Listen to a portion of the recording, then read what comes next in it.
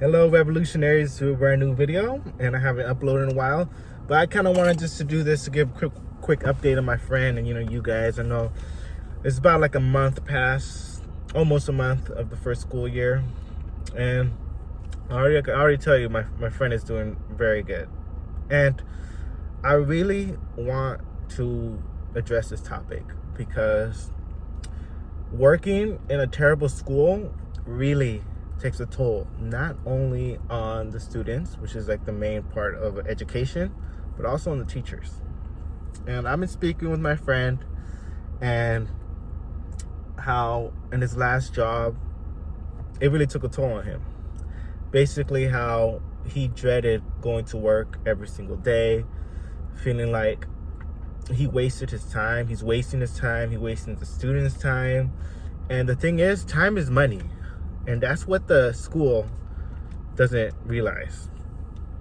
Now, the only thing they really care about is money, because there are falsified documents, falsified grades, even falsified, student classification. I'll go on more in depth of that, what I think, based on my friend's experience in other schools.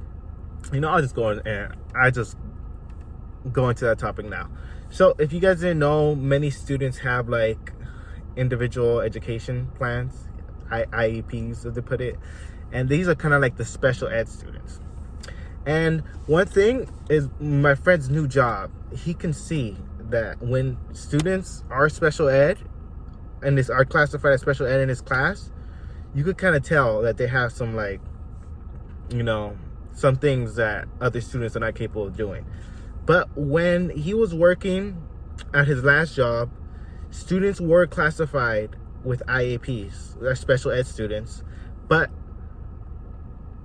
not all of them seemed like they needed the IEP. Most of those students were just normal and just like kind of struggled, not struggled, but kind of just didn't want to do the work, what it seemed like.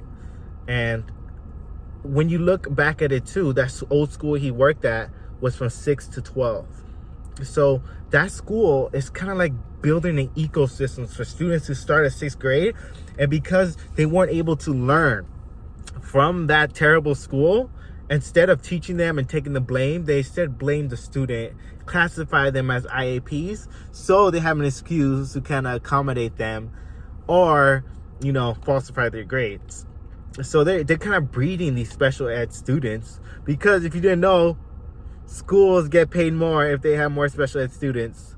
So looking back, I could see why they're so like lenient and they just hand out this IAP classification for lots of students, because most of the students that were classified as IAP in this class did not seem like they need to be classified as IAP. I'm just saying, it's not 100% set in stone, but this is what I'm just observing. So don't take this with a grain of salt, I'm just telling you. But parents, if your son or if your daughter is classified as IAP and you think they're perfectly normal, they probably are, but they're just using that student just to get more money.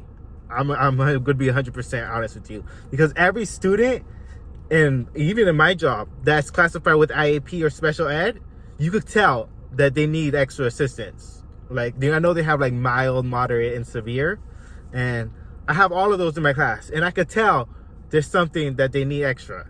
But the students in his old job, my friend was telling me that they're just normal kids that they just call IAPs. That's what it looked like to me. There was very little students that were like moderate to severe, special ed students. And I think they really need to look into that, because they're creating these IAP students from early on, because they have this ecosystem from 6 to 12 just so they can get extra money. Because you said, oh, we have this much special ed students, we need to help, so you guys need to give us extra funding. So they're kind of scammy. I'm telling you, parents, look into that, because if you send those students to any other school, they probably will not be classified as special ed. But the thing is, this is already damaging, because if you send them there at 6th grade and they don't learn anything those years, by the time they're in high school, if you do try to bring them to another school, they're going to be so far behind because of the terrible ecosystem that they created. That ecosystem does not profit on students learning. It profits on students' failure. Because all they have to do is, like, if they fail in your class, if you take them out, put them somewhere else, they're going to fail in that school because they don't have the required knowledge. But if you keep them there, they kind of like holding your kids as ransom, because, like, yeah, you have to keep them here because we'll pass them, but they won't learn and they won't be able to go to college and they won't succeed in college, but we'll still pass them. But if you put them at another school and try to give them a good education, they won't pass because we made them so far behind. And they're holding them for ransom. And they're doing the same thing with the teachers too. The teachers, like, if they try to go to a different job, they won't write no letters of recommendation. You have to find someone, like, on the down low, because administration will not write you a letter of recommendation. You gotta, like, ask someone, like, privately, oh, letters of recommendation. Plus, you will not learn because they don't back you up. Like, when my friend was working there, he felt like he wasted 2 years. That he cannot put any, like, good stuff in his resume. All he could say, oh, I was a music teacher for 2 years. But he can't say, oh, they did performances, they did competitions, they played for this, they played for that. He can't say that because, you know, they wasted their time and they try to hold them ransom, you know? Because they're saying that if you don't, like, I've been saying this all this time, if you don't follow the rules, they'll get rid of you, and they're forcing you to follow the rules. But besides all of that, I know you guys probably heard it a lot of time, probably bored, but how my friend felt like going to that terrible job every day. He felt like he was working in a scam call center. You know those, Indian scammers that, like, call and try to, like, make you believe something that isn't true? That's how he felt like he was being with the parents. You know, when they did the student-led conference, I don't even know why they make the teacher do that. Like, he was a music teacher. Why are you making him do, like, a advisory class where he had to teach these students when that's not part of the curriculum he even was qualified for? And whenever the parents would ask him questions like, oh, how is he doing in school and stuff, I just had to, like, pretend to smile and pretend like this was a legit school when it wasn't. It was like, in my mind, I was telling, just leave. I was thinking in my head, you should just take your student and leave, because they're just wasting their time here, and time is money.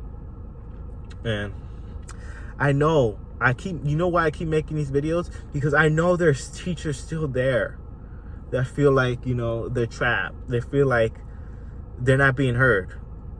And, it's true. You're not being heard, because there's been times when my friend will send emails, tell them about all these things that's happening in the school, and they will never respond to them.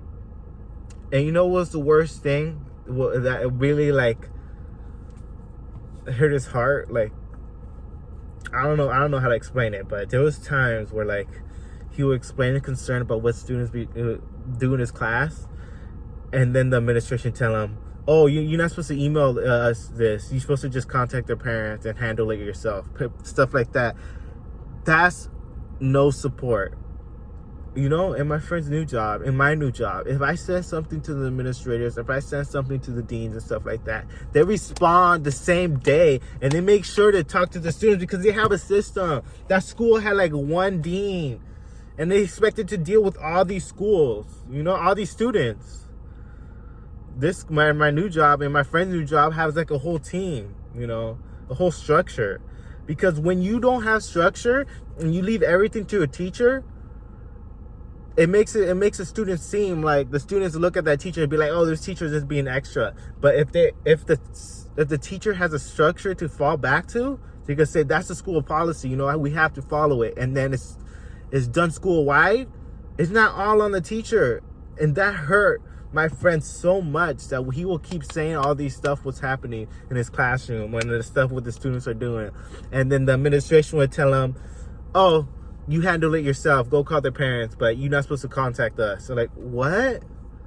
You guys are supposed to it's not even like the teacher is supposed to handle it itself. It's just that, why would you be okay that students do this?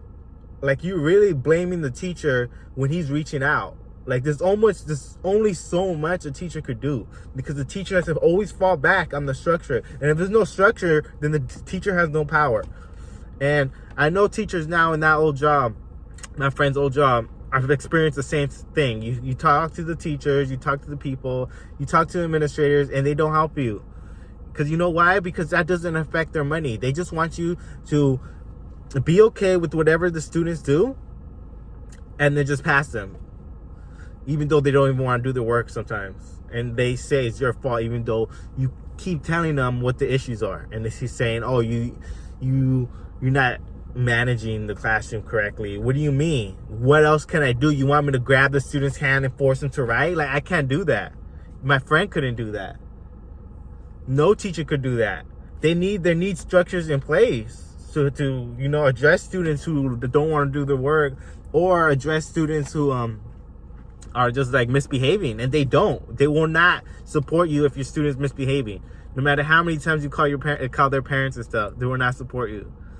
And it's crazy. And after all of that, after all my friend told me, I could say confidently that it's never the student's fault.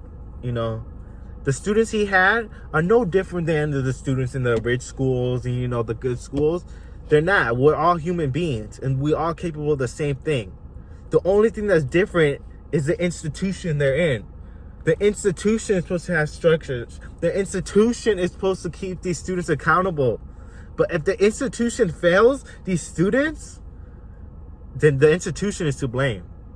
And I know this because my friend went to a different job, and I went to a different job, which kind of serves students of the same community, except this time they actually have structure, and those students actually do care about their grades. Now, the only thing I could say about my new job, or my friend's new job, is that there's like an attendance issue where like most students, like half the class might not come, but those who do come, they really do care about the grades. Now, for the other school that my friend worked at, they came, like the majority of the students came, but they just didn't care about their grades, and they'll do whatever they want in the class. And then if you tell their administrations, they wouldn't do anything. And what kind of environment is that for a teacher? We spent all these years in college, and then we want to teach our content, and then the students, some students don't pay attention, but I'm not saying it's the student's fault. Well, it's not the students not paying attention or the students just being misbehaving that hurt my friend. What hurt my friend the most was how the administration did not help him and said basically, deal with it yourself. And then they were flat out lied. They were lying on their investigation when stuff really bad happened. They were lying and saying it never happened.